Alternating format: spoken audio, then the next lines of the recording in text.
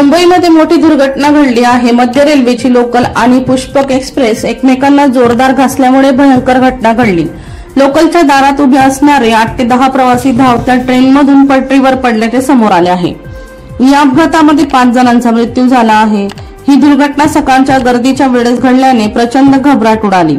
जखमींवर रुग्णालयात उपचार सुरू असून रेल्वेने या घटनेची गंभीर दखल घेतली आहे। संपूर्ण तपास सुरू करण्यात आला आहे। दिवा ते मुंब्रा या स्थानकादरम्यान आज सकाळी 9 ते 9:15 च्या दरम्यान लोकल आणि एक्सप्रेस एकमेकांना घासल्याचे समोर आले आहे।